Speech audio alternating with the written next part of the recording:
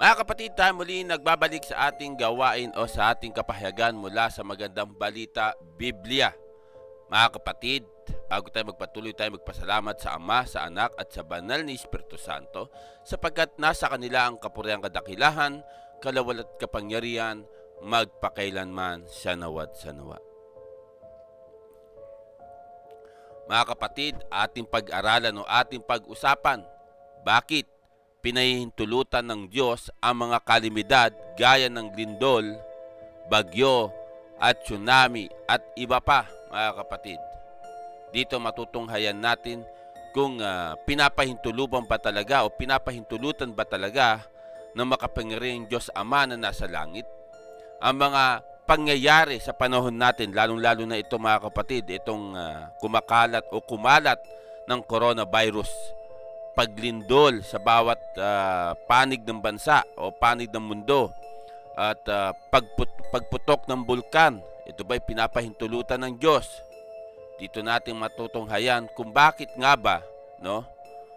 O sabaga, kung bakit ba pinapahintulutan ng Diyos ang mga bagay nito o sadyang meron na sa kanyang layunin kung bakit kailangan maganap ang mga bagay na katulad dito sa kalamidad, mga kapatid. Mga kapatid, bago tayo magpatuloy, tayo magbigay ng maiksing panalangin sa Ama, sa Anak, at sa Banal ni Espiritu Santo, sa nawat sa nawa. Amang Diyos, kami po'y dumadalangin sa oras na ito sa pamagitan lamang ng Panginoong Jesucristo at kasapagabay ng Banal ni Espiritu Santo. Ama, dinadakila ka namin sa oras ito, tinataas ka namin sa oras ito sa pangalan lamang ng Panginoong Kristo. Pinupurian ka namin sa oras sapagkat kayo po ang aming Ama ang siyang nakakaalam ng mangyayari sa hinaharap. At kayo po ang aming Ama ang siyang nakakaalam ng hangganan ng aming buhay. Kayo po, Ama, ang siyang nagbibigay ng biyaya sa bawat isa sa pangalan lamang ng Panginoong Kristo. Kami po'y humihingi sa inyo, Ama, ng pagkain spiritual o physical man sa pang-araw-araw na pangangailangan namin sa pamagitan ng Panginoong Kristo. Kami po'y humihingi ng kapatawaran sa aming mga gawang pagkakasala sa pangalan lamang ng Panginoong Kristo.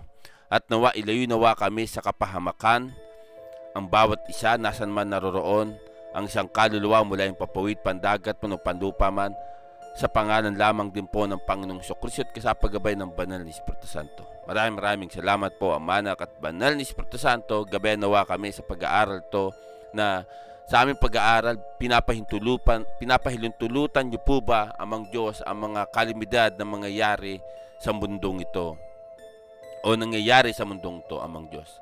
Maraming salamat po, Ama, Anak at Banal ni Espiritu Santo, sa nawat sa nawa. So mga kapatid, tayo na po ay magpatuloy sa ating pag-aaral o sa ating kapahayagan mula sa magandang balita, Biblia.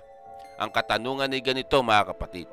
Bakit pinahihintulutan ng Diyos ang mga kalamidad gaya ng lindol, bagyo at tsunami at iba pa?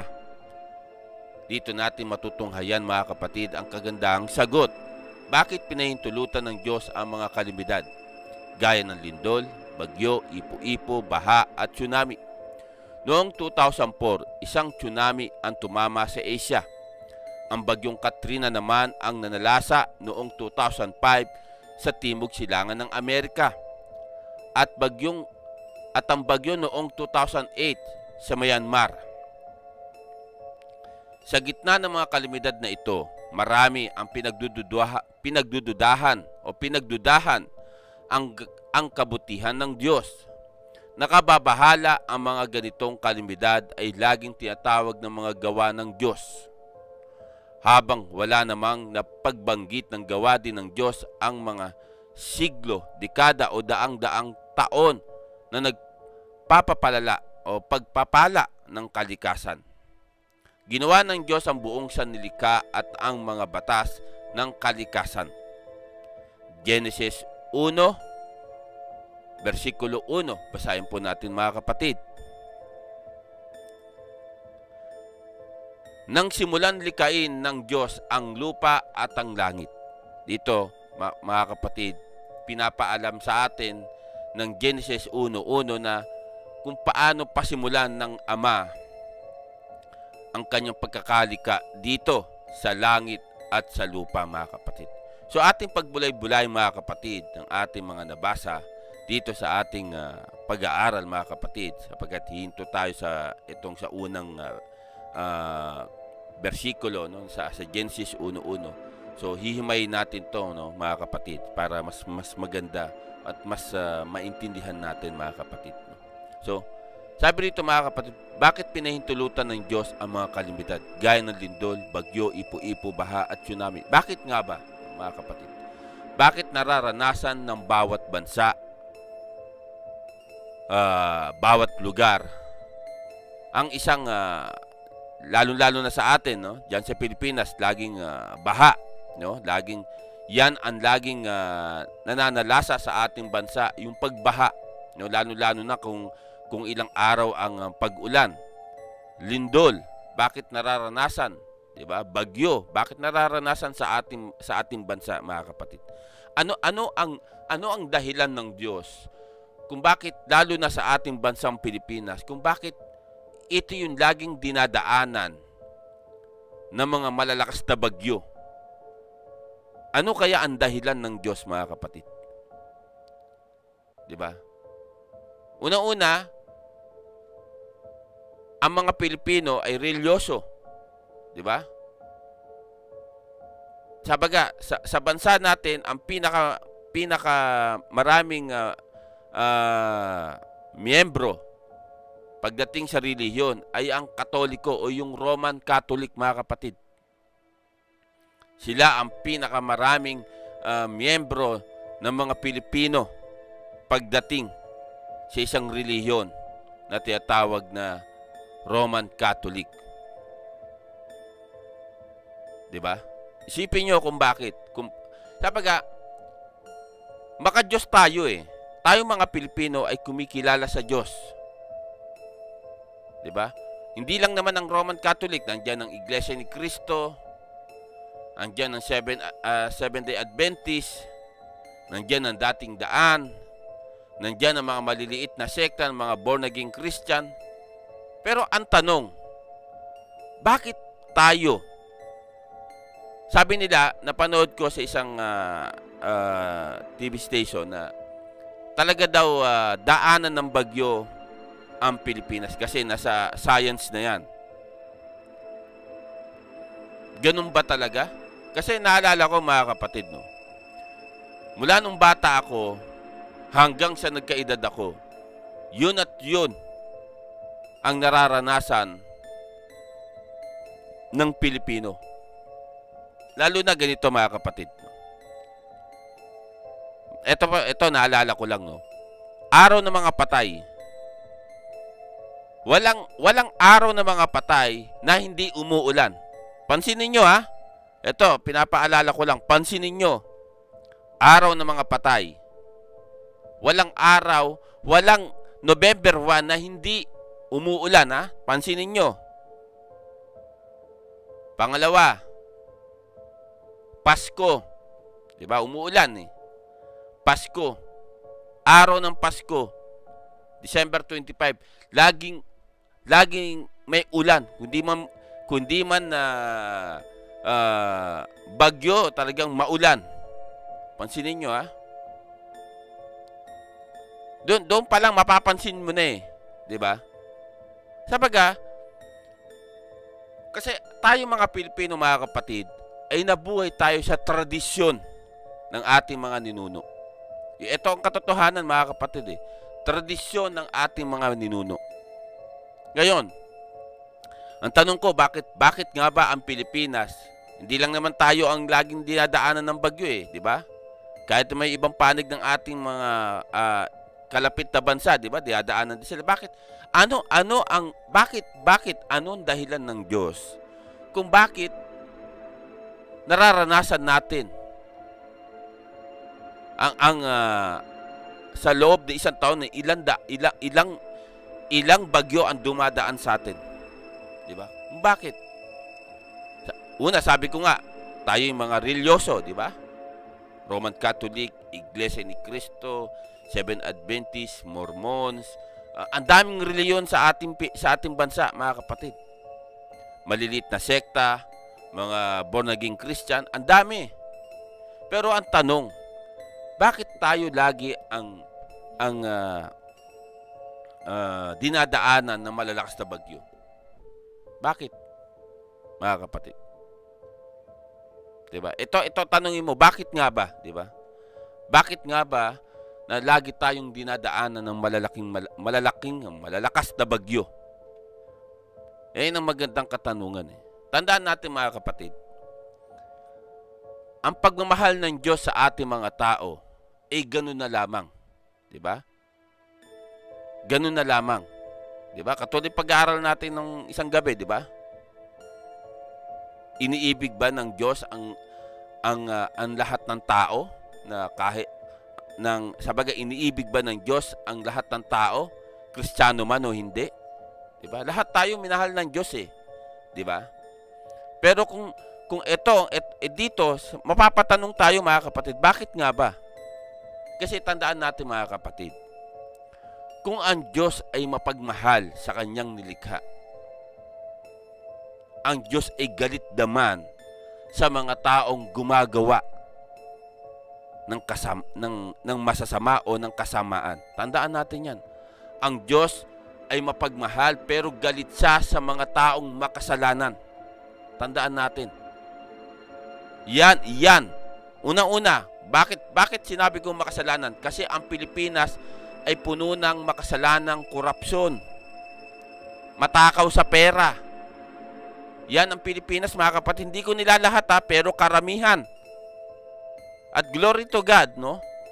Ako talaga nagpapasalamat sa Ama, sa Anak at sa Banal ni Espiritu Santo na sa kabila, no, na patuloy pinaglalabanan ng Pangulong Duterte ang korupsyon. Talaga namang may iilang pa rin talagang masahol pa, no? Sa ganid ng kanyang sarili ang pagkuha ng pera ng kaban ng bayan. Nakakalungkot isipin, pero yun ang katotohanan, mga kapatid. Diba? Sabaga, mga kapatid, kung bakit nararanasan natin ang malalakas na bagyo sa ating bansa, ang paglindol, kasi gusto ng Diyos na magising na tayo sa katotohanan, mga kapatid. Gusto ng Diyos na makita natin ang katotohanan na dapat natin tanggapin sa buhay natin, na merong Diyos na makapangyarihang Ama na nasa langit. Hindi mo na kailangan gumamit ng kung ano-ano pang bagay para manalangin ka sa Kanya. Hindi ko, sabaga mga kapatid, no? Sabaga, yun na lang iisipin natin, mga kapatid. Yun na lang iisipin natin, mga kapatid. Sabi nga rito sa Genesis, no, balikan natin, mga kapatid. Diba? Nang simulang likhain ng Diyos ang lupa at langit. Diba? Ito yung nakikita natin. Pero bakit kailangan maranasan natin yung mga bagay ng paglindol, bagyo, ipo-ipo, o tsunami? Kung ito naman ay kanyang nilikha ayon sa kanyang kalooban. Kasi nga, mga kapatid, tandaan natin, ang tao ay walang kasiyahan. Tandaan natin yan, mga kapatid. Ang tao ay walang kasiyahan kung anong meron. Kung anong meron siya. Bakit? Isipin mo, isipin nyo na lang, mga kapatid. Diba? Ubod ka na ng yaman. Pero, panay ka pa rin ng pagnanakaw sa kapwa mo. Ubod ka na ng yaman, Diyan, mga kapatid. Tandaan natin, mga kapatid, no? Sabi nila, no, sa kasabihan ng bahay, okay lang mabaha ka, okay lang bahay ng bahay mo, huwag ka lang masunugan. 'Di ba? Kasi baha, mayaano mo pa yung mayaano mo pa yung mga gamit mo. Pero pag nasunugan ka, talagang tutustahin ang gamit mo Pero isipin nyo kung bakit, mga kapatid. Kung bakit ang bawat Pilipino, lalo na yung mga mayayamang ubod ng yaman pero pilit pa rin nagpapakayaman. Bakit kailangan maranasan natin to, mga kapatid? Diba? Sana ang nais na lang sana ng isang tao, lalo na diyan sa Pilipinas. Ito, isingit ko lang to, mga kapatid, no. Total na papag-aralan na natin. Ang Pilipino minsan Sakim eh. Hindi lang minsan, talagang sakim ang ugali ng Pilipino, mga kapatid. Sakim. Isipin mo, meron nasa kanya na lahat. Nasa kanya na lahat, pero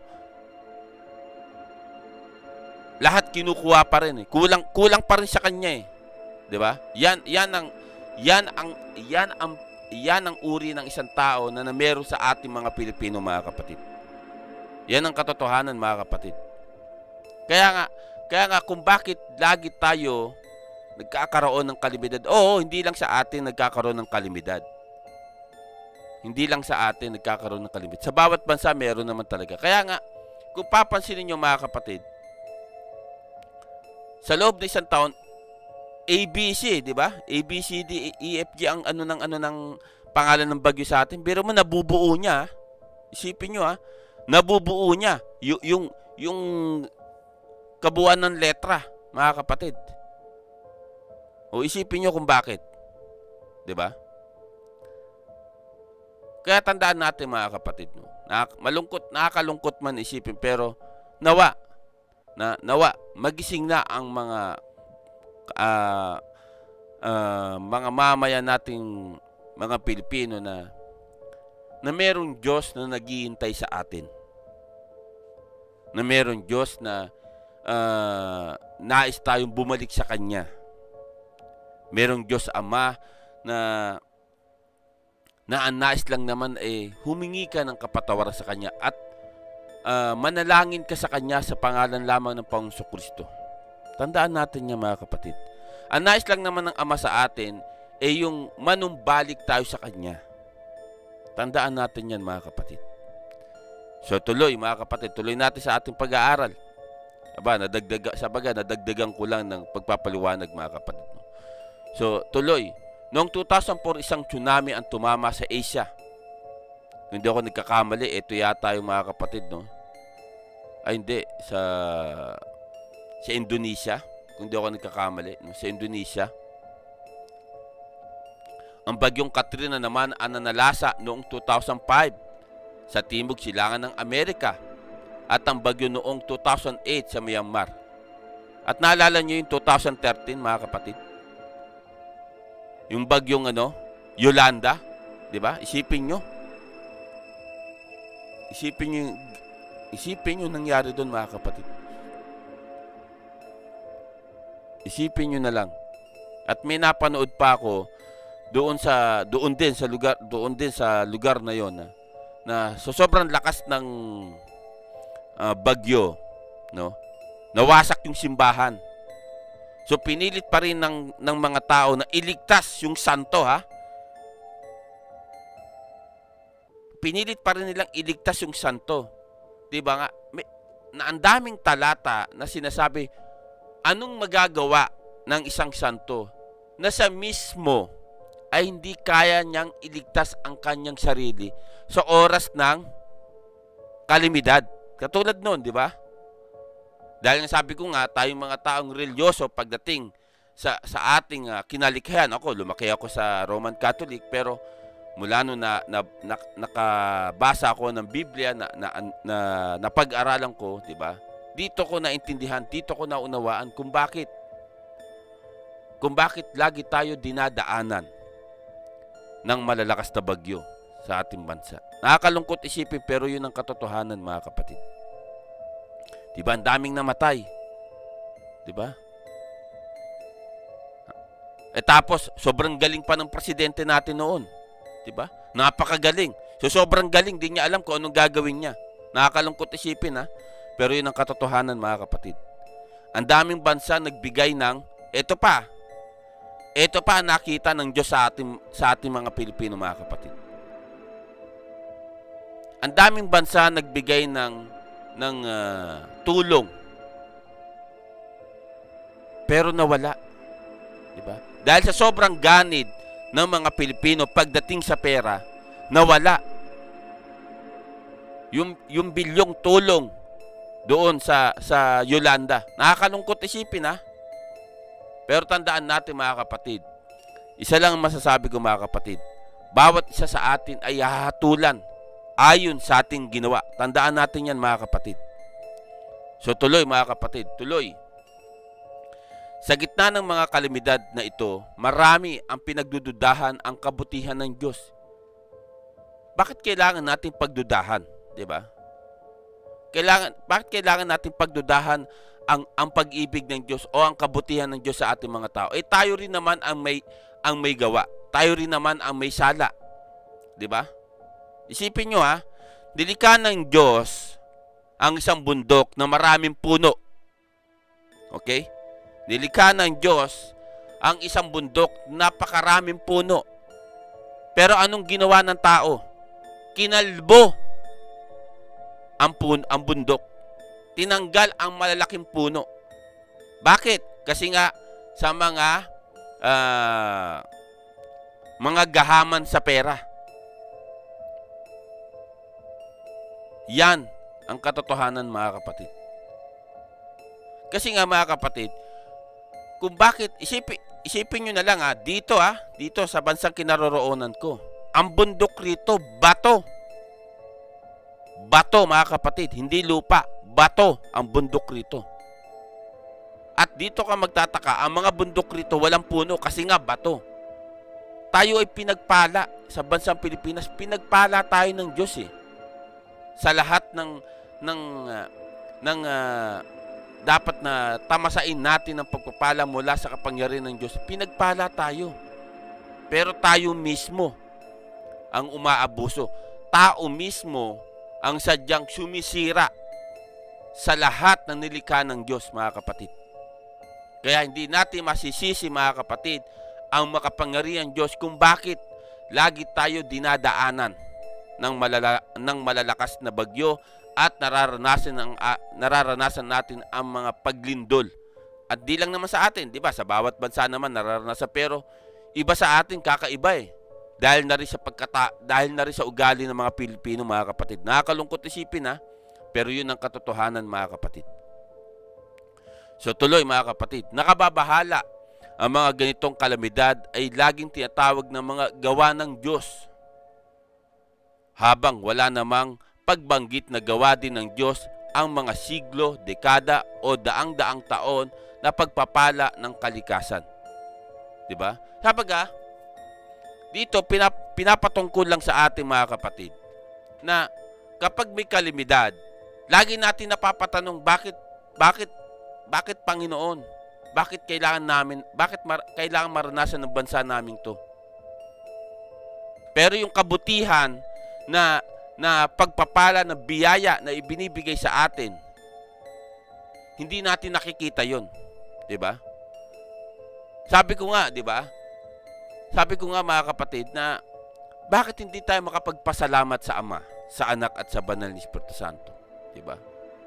Ang mga tao sadyang makakalimutin, mga kapatid. Tandaan natin makakalimutin ang mga tao pagdating sa pasasalamat sa Ama, sa Anak at sa Banal na Espiritu. Diba?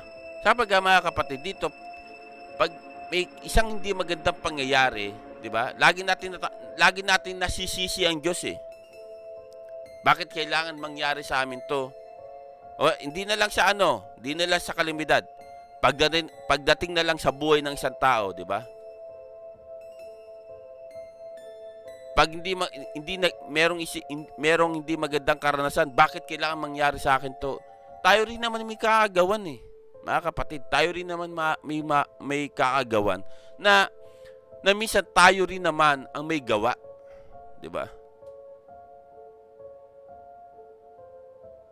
Yun ang katotohanan dito, mga kapatid. Tayo rin may gawa kung bakit nararanasan natin ang mga bagay na hindi dapat naranasan. Bagamat kailangan mangyari ang mga bagay nito dahil ito'y tanda na malapit na ang pagbabalik ng anak ng Diyos. Tandaan natin, mga kapatid. Kaya nga't hanggat may oras pa, hanggat may panahon pa, umpisa mo na, kapatid. Umpisa mo na manumbalik sa katotohanan. Dahil ang katotohanan ang magpapalaya sa iyo, mga kapatid. Tandaan natin yan.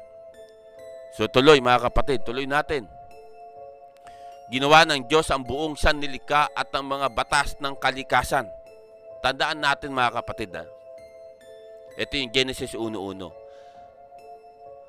Ang bawat posisyon ng bituin, araw at buwan, at daloy ng dagat, ang ilog, ang bundok, yan po ay sa pamagitan ng kapangyarihan ng Ama. Tandaan natin mga kapatid, yan po ay sa kapangyarihan ng ating Ama.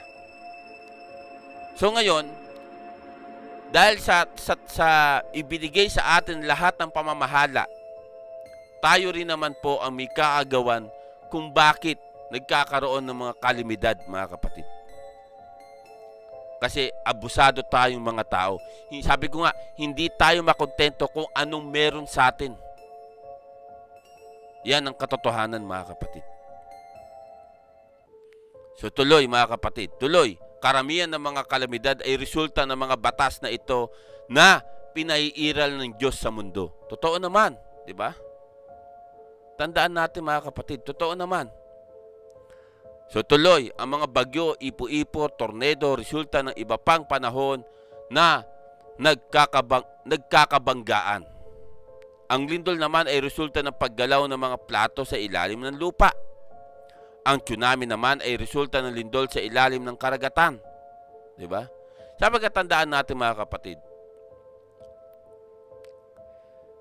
Sabi nga, kung di ako nagkakamali, mga kapatid, yung paggalaw, no, yung paglindol, yan po ay tanda, no? Yan po ay tanda ng galit ng Diyos, ng makapangyarihang Diyos, mga kapatid. Kung bakit lumilindol sa isang lugar. Yan po yung ibig sabihin, mga kapatid. Kaya po lumilindol hindi po dahil sa sabi nga nila sa magma o sa bulkan. Siyempre sa science lahat may sagot eh. Pero bakit siyang gumagalaw? Kasi kalooban ng Diyos yan eh. Na paggalawin niya na dahil galit siya sa isang lugar na makasalanan. Tandaan natin yan, mga kapatid. Yun ang lagi natin tatandaan, mga kapatid. At kung bakit nararanasan ng isang lugar o isang bansa, at katulad din nun, tsunami. Ito, naalala ko lang, nag-flashback lang sa akin, mga kapatid. No? Yung nangyari ng tsunami doon sa Indonesia. At alam naman natin, ang Indonesia ay ang pinakamalaking reliyon dyan ay ang Islam. Karamihan dyan, mga Muslim. Kung di ako nagkakamali, isang babae, mga kapatid, na hindi niya akalain na makikita niya. Ito, mga kapatid, ito, napanood ko lang sa YouTube. Kung hahanapin nyo, try nyo hanapin. About sa tsunami ng Indonesia. Nakita niya raw si Kristo. Hindi si Muhammad ang nakita niya, kundi si Kristo ang kanya nakita at iniligtas siya sa tsunami, mga kapatid. May dahilan kung bakit, mga kapatid. Kung bakit naganap ang isang pangyayari doon sa Indonesia na para makapagbago ng ibang mga pananampalataya ron, mga kapatid. Iniligtas siya. Hanapin nyo na lang kung di ako nagkakamali, sa Indonesia yung, mga kapatid. Nasa YouTube yan, napanood ko. Kaya tumaas ang balahibo ko rin in Jesus' name. Sa pagiging Muslim niya, naging Kristiyano siya. Bakit? Kasi iniligtas siya ng Panginoong Jesucristo, mga kapatid. Tandaan natin yan. So tuloy, mga kapatid. Tuloy. Sabi ko, pinalalabas ko lang, pinapatungkol ko lang na kung bakit kailangan maranasan ng isang bansa yung ganung bagay. Kasi doon ipapakita ang kapangyarihan ng Diyos, mga kapatid. Tandaan natin yan. So tuloy. Idineklara ng Biblia si Jesus ang nag-iingat sa lahat ng bagay sa sanlilikha. Kolosas 1, versikulo 16 hanggang 17. Ito sinasabi, mga kapatid. Sapagkat ang lahat ng nasa langit at nasa lupa, nakikita man o hindi, pati ang mga nagahari at namamahala, mga namumuno at may kapangyarihang espiritual, ay pawang nilikha ng Diyos sa pamagitan niya para sa Kanya. Siya ang una sa lahat at sa Kanya nakasalalay ang kaayusan ng lahat ng bagay. Amen. Glory to God. Diba? Dito, makikita mo rito sa sulat ni Apostol Pablo, mga kapatid. Diba? Nasa Panginoon Kristo lahat. Bakit? Kasi nga, sa Kanya lahat nagmula. Nilikha ng Diyos Ama ang lahat ng ito sa pamagitan niya, mga kapatid. Tandaan natin yan. Napakalinaw sinasabi sa Colosas 1:16-17, di ba? Balikan natin. Sapagkat ang lahat ng nasa langit at nasa lupa, nakikita man o hindi, pati ang mga nagahari at namamahala, mga namumuno at may kapangyarihang espiritual, ay pawang nilikha ng Diyos sa pamagitan niya at para sa Kanya. Ibig sabihin, ang mga espiritong hindi nakikita at ang mga taong may espiritu na nakikita ay nilikha ng Ama sa pamagitan ng Kanyang anak. Siya ang una sa lahat at sa Kanya nakasalalay ang kaayusan ng lahat ng mga bagay. Isipin niyo, mga kapatid. Diba? Nasa Kanya lahat ang nakasalalay. Siya ang una sa lahat. Tandaan natin, mga kapatid, siya ang bago palikayin ng Diyos ang lahat ng ito. Naroon na, nandoon na sa kasama na sa ng Diyos Ama na nasa langit. Walang iba kundi ang Panginoong Jesucristo, mga kapatid. So tuloy, kaya bang pigilan ng Diyos ang mga kalamidad? May katanungan dito, kaya bang pigilan ng Diyos ang mga kalamidad? Siyempre naman, di ba? Dahil makapangyarihan Diyos siya, mga kapatid, tandaan natin, ang Diyos ay makapangyarihan. Pansinin niyo yung ginawa ng Panginoon Kristo doon sa bangka, di ba? Natutulog siya, di ba? Natutulog siya at biglang nagkaroon ng malakas na alon, sabaga parang may bagyo doon sa laot. At ginising siya ng kanyang mga apostol. Doon pa lang, di ba? Ipinakita na yung kapangyarihan ng Ama at ng Anak. Ginising siya, di ba? Oh, bakit ang liit ng pananampalataya nyo? Sinabihan niya ang kanyang mga apostol. Di ba? Pinatigil ng Panginoon Kristo. Yun ang kapangyarihan ng Diyos, mga kapatid. Pinatigil niya ang bagyo. Di ba? Ano sabi ng mga apostol? Hindi ito pangkaraniwang tao.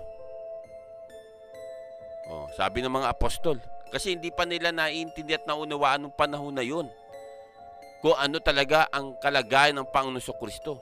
At kung sino talaga ang Panginoon Kristo. Siya'y anak ng Diyos na nagkatawang tao. So tuloy, mga kapatid, tuloy natin.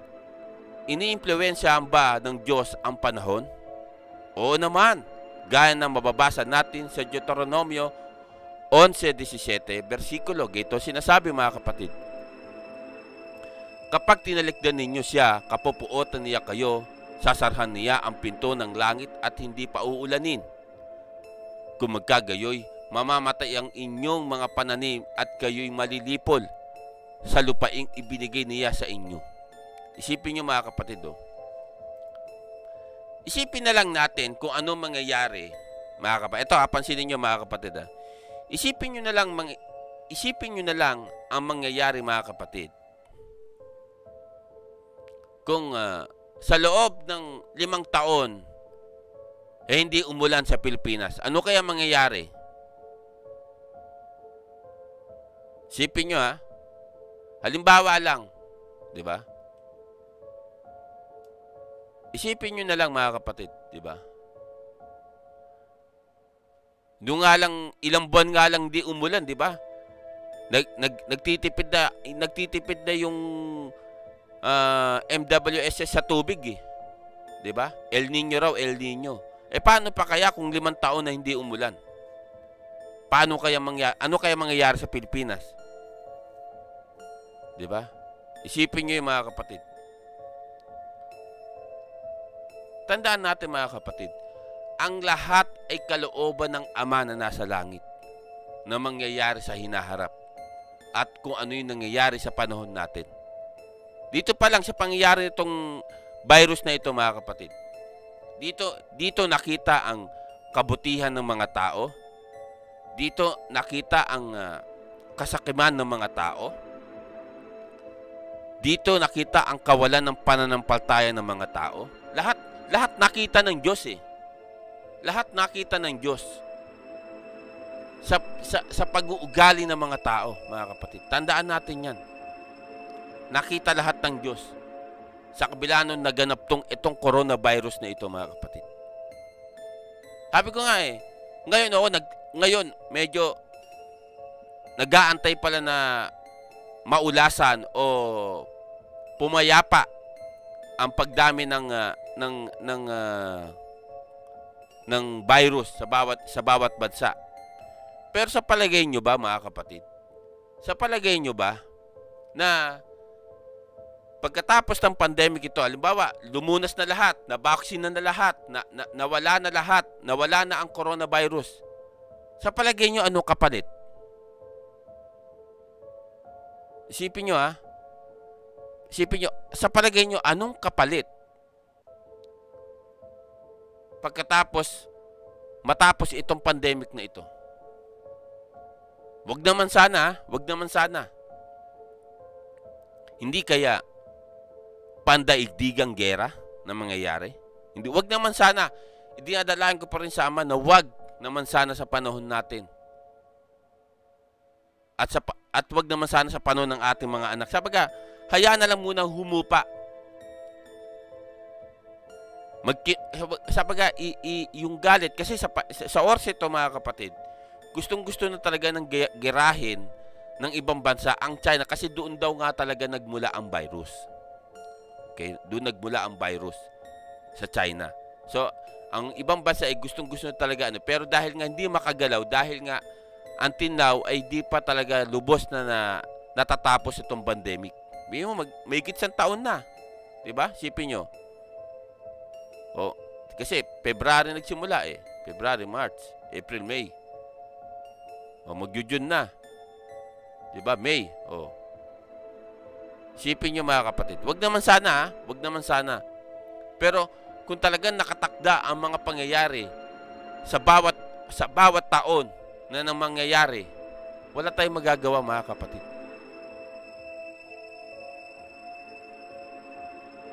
Kumikilala ka man sa Diyos o hindi, mararanasan mo ang pandaigdigang gera. Tandaan natin yan, mga kapatid. May Diyos ka man kinikilala o wala, mararanasan natin yan. Kasi lahat nakatakda, mga kapatid. Lahat yan nakatakda. So tuloy, basahin din natin ang Santiago 5:17. Ito sinasabi, mga kapatid. Si Elias ay taong tulad din natin. Mataintim niyang idinalangin na huwag umulan at sa loob ng 3 taon at 6 na buwan ay hindi nga umulan. Sipin nyo, idinalangin lang ni Elias na huwag umulan. Pero hindi nga umulan ng 3 taon at 6 na buwan. Ito nga, 3 taon, 6 na buwan eh. Yung pa kayang nasabi ko kanina na 5 taon na huwag umulan sa Pilipinas. Ano na kaya mangyayari sa Pilipinas? Diba? Sipin nyo na lang yun. Baka magawa rin nila yung tubig dagat ay maging pang-inom na tubig. Magagawa rin nila siguro, aalisin nila yung alat. Sa technology natin eh. Pero sigurado, pag hindi umulan ng 3 taon sa Pilipinas, naku po, mga kapatid. Baka yung isang bote na maliit na baka mabili mo yung 1,000. Wag naman sana.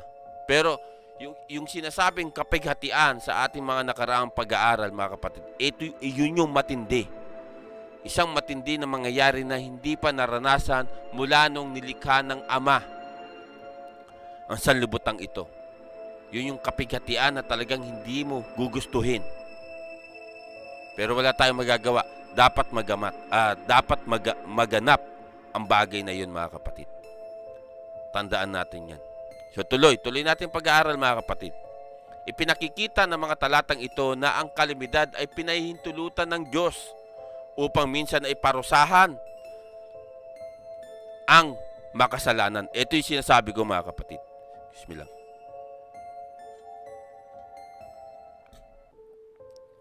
Ito yung sinasabi ko mga kapatid. Bakit pinahintulutan sa atin na mangyari ang mga bagay na lindol, pagputok ng bulkan, bagyo, pag malalaking baha? Para ano? Para maparusahan ang makasalanan. Tandaan natin mga kapatid, hindi porket tayo mga pare, pastor, o isa kang pinuno ng isang malaking reliyon, hindi mo ito mararanasan. Parurusahan tayo mga kapatid. Tandaan natin. Bakit? Kasi nga sabi nga, di ba? Sa Roma 3:23, ni isa walang matuwid. Di ba? Lahat makasalanan sa harapan ng Diyos.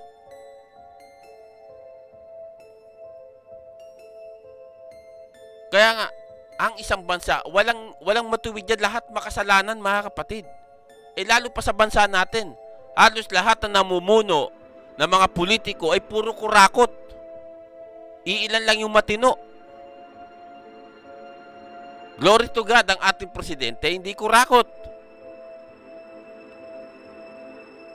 Pero yung mga may pwesto doon sa gobyerno, tad ng kurakot, hindi ko malaman kung sila ba'y walang takot sa Diyos o sadyang wala silang kinikilalang Diyos. Yan ang katotohanan mga kapatid. Gano'n man kalaki ang bahay mo, gano'n naman karanya ang bahay mo,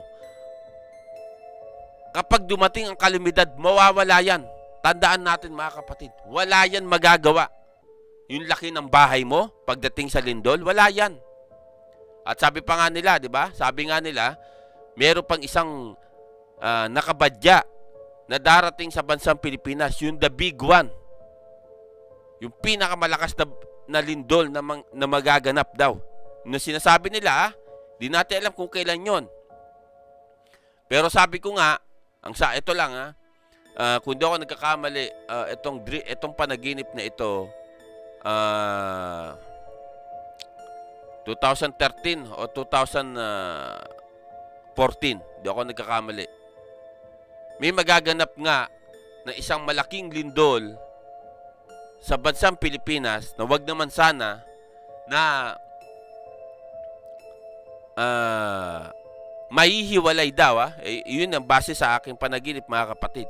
Mahihiwalay mga kapatid yung Manila doon sa Cavite. Sabagang magkakaroon ng parang espasyo, malaking espasyo na talagang mahihiwalay yung kabuuan ng yung buong Cavite, basta yung part ng Cavite hanggang doon sa kaduluhan nun o Laguna Bay, Muntinlupa, kasama na yon. Mahati yun mga kapatid. Mahihiwalay doon sa Metro Manila. At doon magkakaroon ng, nakakalungkot isipin pero maraming mamamatay. Yun ay isang vision lamang sa aking panaginip mga kapatid, na hindi ko alam kung kailan magaganap yun. Kung yun na ba yun, yung sinasabing the big one, na talagang magpapahiwalay doon sa mga lugar na yon sa pagitan ng Metro Manila mga kapatid. Wag naman sana. Pero yun, hindi ko alam kung yung ba'y may katotohanan o wala, pero wala tayong magagawa. Tandaan natin yan mga kapatid. Dito pinapakita lang sa ating mga kapatid, no, kung bakit kailangan parusahan ng Diyos ang mga makasalanan para manumbalik na. Gawin na yung katotohanan, gawin na yung tama. 'Di ba? Itigil na yung maling ginagawa. Wala kang yung pera na ninanakaw mo sa taong bayan o sa gobyerno. Hindi mo madadala sa langit 'yan eh. Yan ang katotohanan mga kapatid eh. Tandaan natin, dumating tayo dito sa lupa na walang dala. Kaya aalis din naman tayo dito sa lupa na wala rin dadalhin. Yan ang katotohanan, mga kapatid. Kaya pinapahintulutan ng Diyos ang mga kalamidad sa ating bansa o sa mundong ito dahil makasalanan tayo, mga kapatid. Pinarurusahan tayo ng Diyos dahil sa ating mga paggawa ng kasalanan. Yan ang katotohanan, mga kapatid. So tuloy natin ang pag-aaral, mga kapatid. Nadadala lang ako sa aking emosyon, mga kapatid. Pero katotohanan lamang na masakit kapag nakita mo yung bisyo na yon, masasaktan ka eh. Bakit? Ultimo magulang walang nagawa sa kanyang anak eh. Na alunin ng dagat at nalunod. Nakakalungkot isipin, pero yun ang katotohanan, mga kapatid. Wag naman sana sa panahon natin. Wag naman sana. So tuloy, mga kapatid, tuloy natin. Inilarawan sa aklat ng Lucas ang maraming mga pangyayari na mailalarawan bilang kalamidad. Lucas 21:26. Basahin natin, mga kapatid.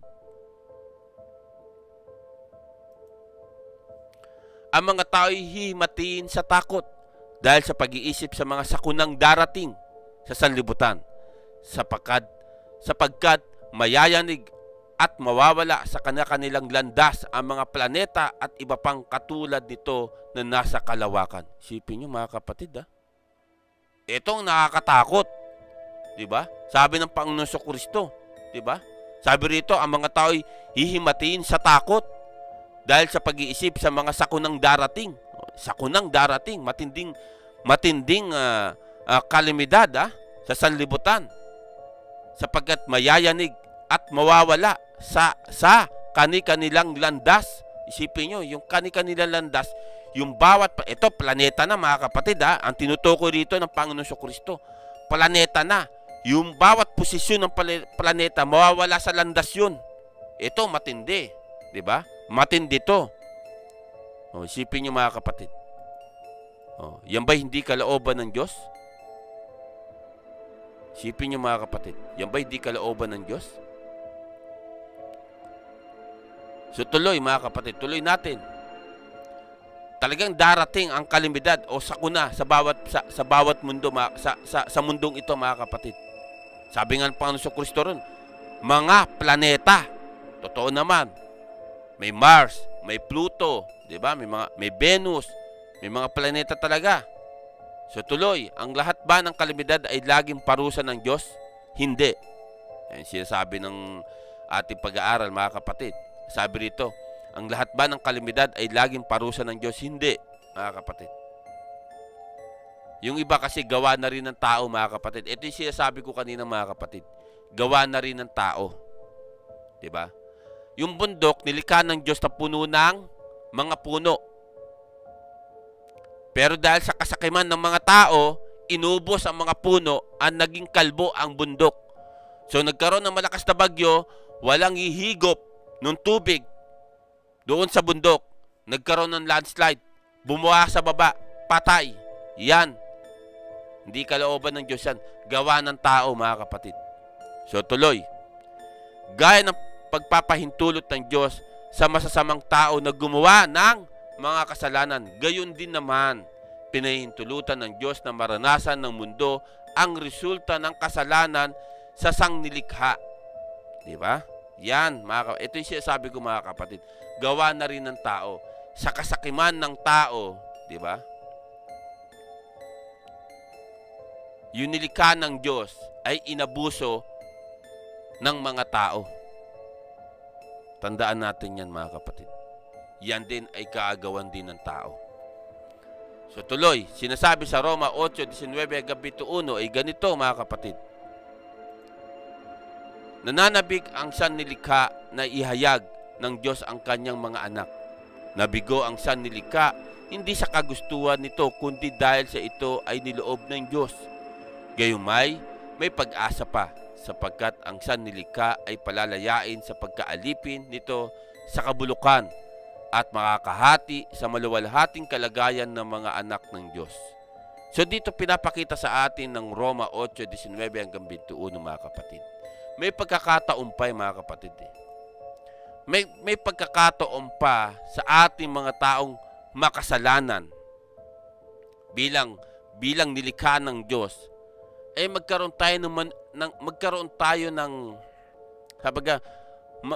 tayo ng matiwasay na spiritual na pananampalataya. Sabaga, huwag tayo maging matakaw sa paggawa ng kasalanan. Diba? Hindi naman sinasabi rito mga kapatid May pagkakataon pa Sabi rito, diba? Sabi rito mga kapatid gayunman may pag-asa pa.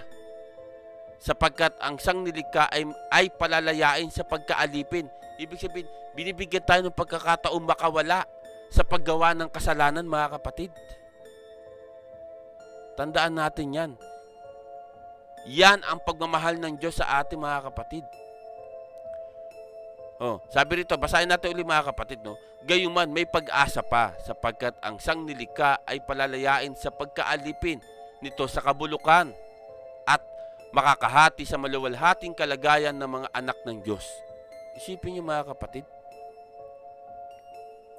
Yung kabulukan, ito yung kabulukan sa paggawa ng kasalanan. Yung pagkaalipin, ito yung pagkakaalipin mo kay Satanas dahil sa paggawa mo ng kasalanan. Maaalis to, may pag-asa pa. Kung ikaw ay babalik sa katotohanan mga kapatid. Yan ang pinaparating sa ating pag-aaral mga kapatid. Kung ayaw natin maranasan ang mga bagay na ito mga kapatid. Kung ayaw natin maranasan ang mga bagay na ito. Parang ganito lang yan Sabaga mga kapatid, ganito lang kasimple Sa ating pangyayari sa ating buhay mga kapatid. Sa pangyayari sa ating buhay, bakit nararanasan natin ang mga kalamidad sa mundong ito? Kasi nais ng Diyos ay manumbalik tayo sa Kanya. Huwag tayo magpatuloy gumawa ng pagkakasala. Kasi pinaparandam niya kung bakit nagkakaroon ng lindol, bagyo, ulan, baha. Pinaparandam niya yung galit niya na tumigil na kayo sa paggawa ng kasalanan. Talikdan nyo ang paggawa ng kasalanan. Manumbalik kayo sa akin. Yan ang nais ng Ama na nasa langit mga kapatid. Pero ang tao, carry lang. Lumindol, bumaha, carry lang. Lilipas din yan, huhupa rin yan. Pero yun hindi nakikita ng tao mga kapatid. Hindi nakikita ng tao yung galit ng Diyos sa ating mga taong makasalanan mga kapatid. Yan ang katotohanan mga kapatid. So tuloy, ang mga kalamidad isa sa mga resulta ng pagbaksak ng tao sa kasalanan. Ito yung sinasabi ko mga kapatid. Diba? Ang lahat sa sangnilikha ay pinailalim ng Diyos sa kabiguan at kawalan ng kabuluhan. Ang kasalanan tao ang pangunahing dahilan ng mga kalamidad, gayon din naman ng kamatayan, sakit at kahirapan. Diba? Isipin nyo na lang mga kapatid, diba? Isipin nyo na lang, diba? Isipin na lang natin mga kapatid. Naunawaan natin kung bakit nagaganap ang mga kalamidad. Ang hindi natin maunawaan na ganap ay kung bakit pinahintulutan ng Diyos ang mga ito. Ito yung sinasabi ko mga kapatid, di ba? Kung bakit pinapahintulutan ng Diyos to, yung mga pangyayari sa buhay natin, sa lugar natin o sa bansa natin ng mga kalamidad. Kasi gusto ng Diyos ay magising tayo sa katotohanan. Talikdan natin ang maling aral o yung natutunan natin na sa ating mga ninuno. Naalala ko pa nga, sabi sa akin, pinanganak akong Katoliko, mamamatay ako Katoliko. Yun ang ayaw ng Diyos na manatili ka doon sa maling aral. Mga kapatid. So tuloy mga kapatid, tuloy natin.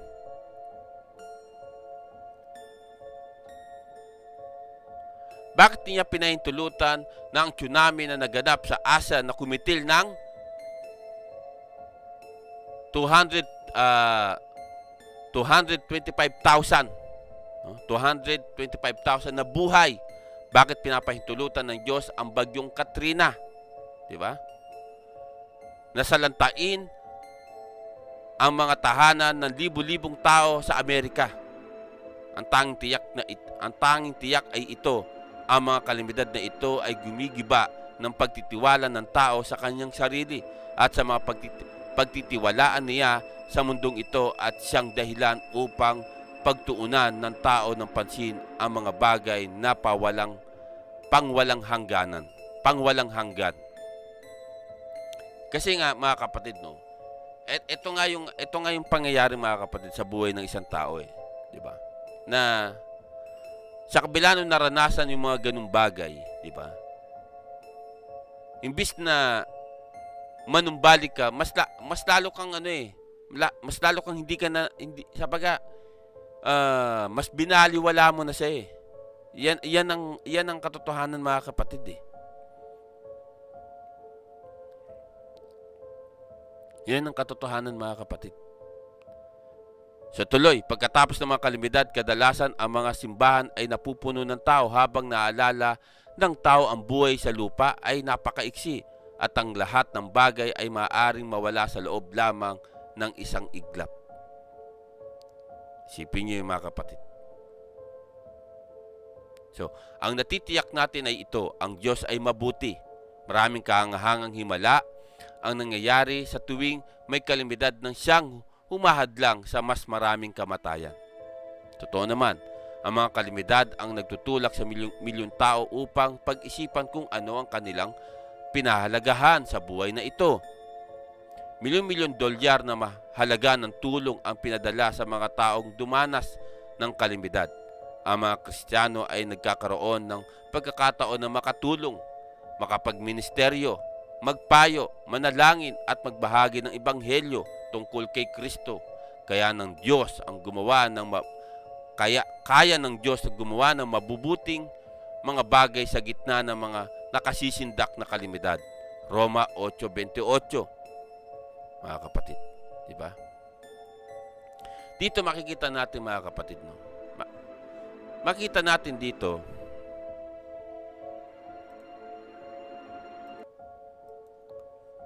So balikan natin mga kapatid, no, dito sa Roma 8:28, dito sinasabi mga kapatid, no. Alam natin sa lahat ng bagay, ang Diyos ay gumagawang kasama ang mga nagmamahal sa Kanya.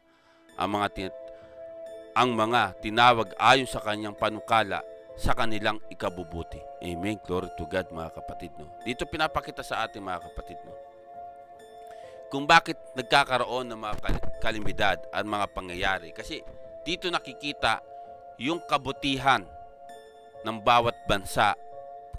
Katulad yung nangyari doon sa Yolanda, di ba? Ang bawat bansa, ipinakita nila ang kanilang kabutihan sa Pilipinas.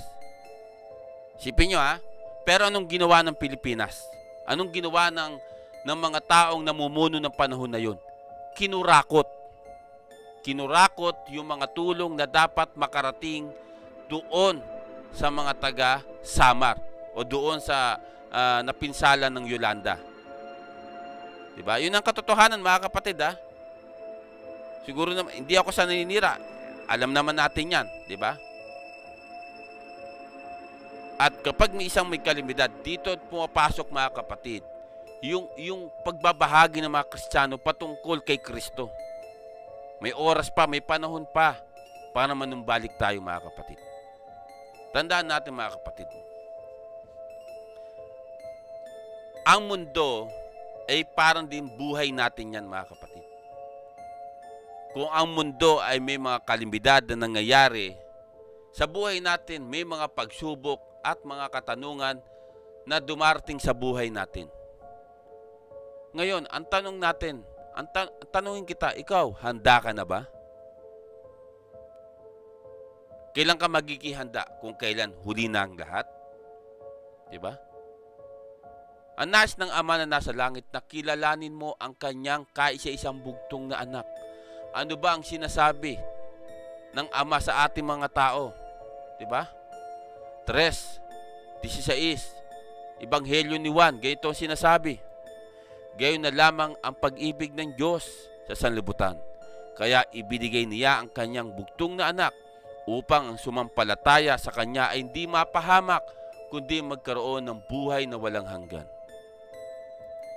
Aantayin mo ba yung oras na huli na ang lahat? Nariyan na at wala ka nang magagawa? Hanggat may oras, mga kapatid, tanggapin natin si Kristo sa buhay natin. Bakit? Kasi yun ang kalooban ng Ama na nasa langit na dapat nating gawin. Ang sino mang sumampalataya sa Kanya, sino yun? Sa Panginoon Kristo ay hindi mapahamak, kundi magkaroon ng buhay na walang hanggan. Yun ang kalooban ng Ama na nasa langit, mga kapatid. Diba? Kasi ang Panginoon Kristo lamang, mga kapatid, ang isang tanging 1:14-6. Ito sinasabi ng Ebanghelyo ni Juan sa 14:6, mga kapatid. Sumagot si Jesus, "Ako ang daan, ang katotohanan at ang buhay. Walang makapupunta sa Ama kundi sa pamagitan ko." Yan ang katotohanan, mga kapatid. Hindi tayo makalalapit sa Ama kundi hindi natin daraanan yung daan na pinanggalingan ng Panginoong Kristo. At hindi tayo makalalapit sa Ama kundi natin tatanggapin yung katotohanan na mula kay Kristo. At hindi tayo makakatanggap ng buhay na walang hanggan kundi sa pamagitan lamang ng Panginoong Kristo, mga kapatid. Yan ang tatandaan natin, mga kapatid. May oras pa, may panahon pa. Dito, no, ako, glory to God, no, talaga nagpapasalamat ako sa Ama, sa Anak, at sa Banal na Espiritu Santo. Pero, sabi ko nga, ang hangad ng channel na ito ay makapagpahayag ng salita ng Diyos. Hindi sa ikapupuri ko, kundi sa ikapupuri ng Ama. Hindi sa ikasasaya ko, kundi sa ikakasaya ng Ama na nasa langit sa pamagitan ng Panginoong Kristo at gabay ng Banal na Espiritu Santo.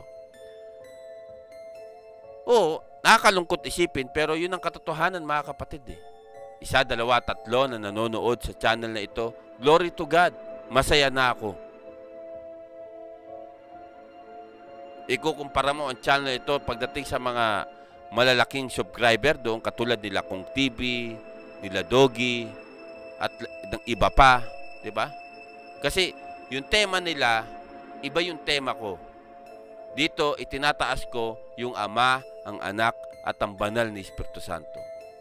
Yung tema nila, doon, itinataas nila yung kaligayahan ng tao, yung kaligayahan ng sanlibutan. So, magkaiba man ang tema namin, pero kailan darating? Kung kailan nandyan na, tsaka ka makapag-isip, tsaka mo maalala, ay, makikinig pala ako ng salita ng Diyos kasi nangyari na mga dapat mangyari. Diba? Yun ang katotohanan, mga kapatid. Kailan ka tatanggap? Kung ayan na, nandyan na, tsaka ka tatanggap? E di ang gawin ko na lang, tsaka na ako magpahayag kung malapit, kung nandyan na talaga si Kristo, andito na sa lupa si Kristo, tsaka ako magpahayag. Gawa mo na ako ng di maganda. Gawa mo na ako ng, hayaan ko muna ang buhay ko maging umayod doon sa sanlibutan. Pero hindi, mga kapatid. Ang gusto ng Ama na nasa langit, hanggang may oras, hanggang may panahon, kilalanin natin yung kanyang kaisa-isang bugtong na anak. Walang iba kundi ang Panginoong Kristo. Lahat tayong makasalanan. Pero dahil sa pagmamahal ng Diyos sa ating mga tao, ibinigay niya ang kanyang bugtong na anak para mamatay sa krus, para sa ikaliligtas natin. Binigyan tayo ng Ama na nasa langit ng isang buhay na walang hanggan sa pamagitan ng kanyang anak. At yun ang nais ng Ama na nasa langit, mga kapatid. Na magbalik loob tayo sa Ama na nasa langit sa pamagitan ng Panginoong Kristo. Diba? Ang linaw ang sinasabi ng talata, mga kapatid. Sumagot si Jesus, "Ako ang dahan, ako ang daan, ang katotohanan at ang buhay. Walang makapupunta sa Ama kundi sa pamagitan ko." Ang linaw ang sinasabi ng Panginoong Kristo. Di ba? Kaya mga kapatid, no, kung sino man makakapanood nito, may oras pa. May oras pa mga kapatid. Huwag nating hayaan na makalimot tayo sa Diyos. Huwag nating hayaan na ibaliwala ang salita ng Diyos. Huwag nating hayaan na lamunin tayo ng kasiyahan ng sanlibutan. Ang tamain natin mga kapatid, yung naisin natin, yung kasiyahan doon sa langit. Yun ang dapat nating ilagay sa ating isip, na magkaroon tayo ng kasiyahan sa paningin ng Diyos. Katulad nito mga kapatid, hindi ko sinasabing banal ako. Isa akong makasalanan at tanggap ko yun sa sarili ko. At tanggap ko sa Diyos kung ano man yung ihahatol niya sa akin sa darating ng paghuhukom. Dahil yun ang ginawa ko ayon sa aking ginawa nung panahon ako'y nabubuhay sa mundong ito. Yun ang katotohanan mga kapatid. Hahatulan tayo ng Diyos ayon sa ating ginawa. Yan ang wag nating kalilimutan mga kapatid. So mga kapatid, ako'y nagpapasalamat sa nawa natapos tayo sa ating pag-aaral. Bakit pinapahintulutan ng Diyos ang mga kalamidad katulad ng gaya ng bagyo, lindol, tsunami at iba pa, para magising tayo sa katotohanan mga kapatid. Nararanasan natin ang mga bagay na ito para magising tayo sa katotohanan na merong Diyos na makapangyarihan na dapat natin manumbalikan, na dapat natin tanggapin si Kristo sa buhay natin. Ginigising tayo ng Diyos mga kapatid, pero tayo mismo ayaw natin gumising kasi nagtutulog-tulugan tayo. Nagpipikit-pikitan tayo sa katotohanan. Ayaw natin makita ang kaliwanagan sa pamagitan ng Panginoong Kristo mga kapatid. Yan ang katotohanan mga kapatid. Kasi yung mga politiko na sinasabi nila sila yung mga kumikilala sa Diyos, kung tanggapin nila ang katotohanan, makikita nila ang kanilang ginagawang mali. Beri mo, ang yaman mo na, mangungurakot ka pa rin. Diba? Yun ang katotohanan eh. So hanggang sa muli mga kapatid, ako nagpapasalamat sa Ama, sa Anak at sa Banal ni Espiritu Santo sa pag-aaral na ito. Nawa, maraming salamat po talaga sa lahat na sumusuporta at sa lahat na nanonood sa channel ito. Hanggang sa muli mga kapatid, aking dalangin sa Ama, sa Anak at sa Banal ni Espiritu Santo ang iyong kaligtasan. Bago tayo magtapos, tayo magbigay ng panalangin sa Ama, sa Anak at sa Banal ni Espiritu Santo. Amang Diyos, kami po nagpapasalamat sa oras ito at sa gabing ito na naunawaan namin kung bakit pinapahintulutan ninyo ang mga kalamidad na nangyayari sa bawat bansa at sa mundong ito, para malaman ng tao at ginigising niyo po kami na merong Diyos na makapangyarihang Ama na nasa langit. Ama, nagpapasalamat po kami sa lahat ng pagpapala na ibinibigay mo sa bawat isa at pagpapalang kaligtasan sa bawat isa na iginagawad mo sa bawat isa, Amang Diyos. Diadalan ko po ang bawat isa na nangangailangan ng pagkain spiritual o physical man at nangangailangan ng kapatawaran sa inyong harapan. Ito'y aking hiningi, dadalangin sa inyo, Ama, sa pamagitan lamang ng Panginoong Kristo at kasapagabi ng Banal Espiritu Santo. Maraming salamat po, Ama, Anak at Banal Espiritu Santo, sapagat nasa inyo lamang po ang kapurihan at dakilahan, kalawal at kapangyarihan magpakailanman sa nawa sa nawa. So mga kapatid, ako muli nagpapasalamat. Maraming salamat po. Hanggang sa muli, sa nawa at sa nawa.